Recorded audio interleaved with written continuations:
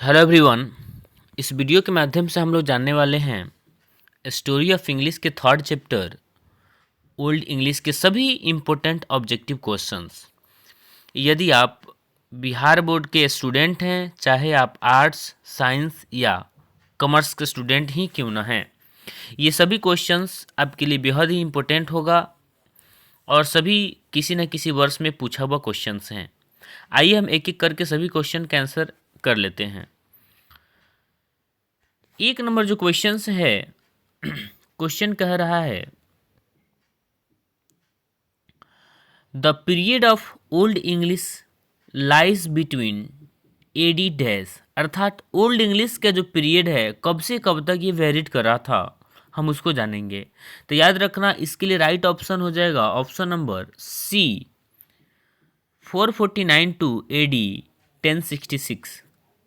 Option number C हो जाएगा right answer. Next देख लेते हैं, नेक्स्ट क्या कह रहा है। नेक्स्ट कह रहा है कि the Anglo sections, question number 2 है, थोड़ा सा इसको जूमिंग कर लेते हैं।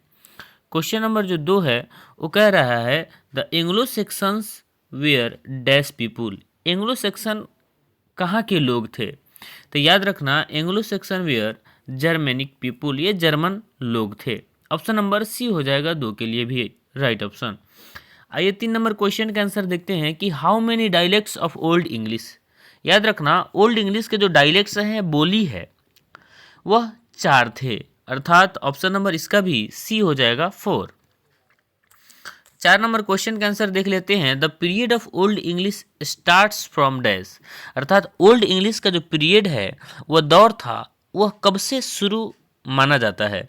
इसके लिए राइट ऑप्शन की बात करें तो ऑप्शन नंबर डी हो जाएगा 449 एडी। ठीक है।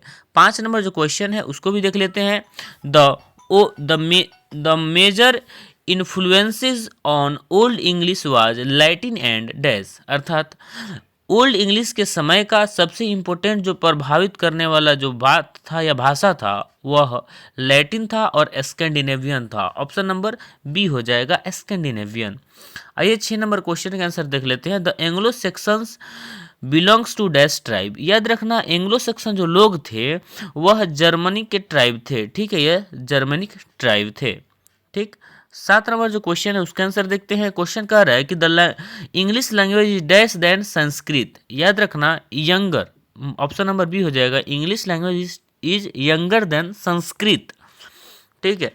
नेक्स्ट क्वेश्चन नंबर 8 कह रहा है कि Norman conquest took place in dash. ठीक है, नॉर्मन जो आक्रमण किए थे वह कब किए थे, तो याद रखना एडी 1066 हो जाएगा right option, option number B हो जाएगा। नेक्स्ट 9 नंबर क्वेश्चन कह रहा है, जरा इसको जूम भी कर लेंगे हम।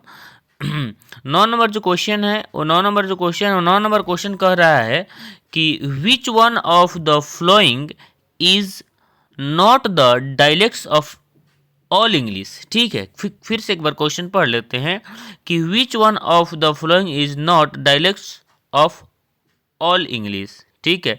अच्छा, यहाँ पर ऑल लिखा हुआ है, यहाँ पर लिखना है ओल्ड इंग्लिश। ठीक है, यहाँ पर राइट होगा क्या चीज़, ओल्ड इंग्लिश। ठीक है, एक बार अपने से करेक्शन कर लेंगे, क्या हो जाएगा, यहाँ पर ओल्ड होगा, OLD होगा, ऑल लिख दिया गया है ओल्ड इंग्लिश, यानी कि इनमें से कौन ओल्ड इंग्लिश का डायलेक्ट नहीं है।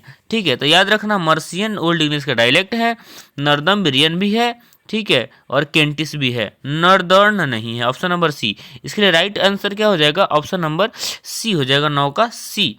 नेक्स्ट 10 नंबर का देख लेते हैं। क्वेश्चन कह रहा है कि runic alphabet was the main features of dash. ठीक है, याद रखना र्यूनिक अल्फाबेट का मुख्य फीचर क्या था, तो याद रखना र्यूनिक अल्फाबेट कौन था, तो वह ओल्ड इंग्लिश के दौर र्यूनिक अल्फाबेट थे, यानी कि वे अल्फाबेटिकल थे, जो सिम्बॉलिक था। Right option, option number A हो जाएगा। नेक्स्ट देख लेते हैं 11 नंबर जो क्वेश्चन है। 11 नंबर क्या कह रहा है, जरा हम उसको भी देख लेते हैं एक बार। The period of which king of the period of which king is called the golden period of English literature. याद रखना, जो किंग अल्फ्रेड थे ना, किंग अल्फ्रेड का जो दौर था उसे गोल्डन पीरियड अर्थात स्वर्ण काल कहा जाता है ओल्ड इंग्लिश का। Right option, option number D हो जाएगा किंग अल्फ्रेड। नेक्स्ट देखते हैं 11 के बाद जो 12 नंबर जो क्वेश्चन हैं हम उसको थोड़ा देख लेते हैं। कह रहा है कि dash English was not single uniform language. याद रखना ओल्ड इंग्लिश हो जाएगा, क्योंकि old English single uniform language था ही नहीं।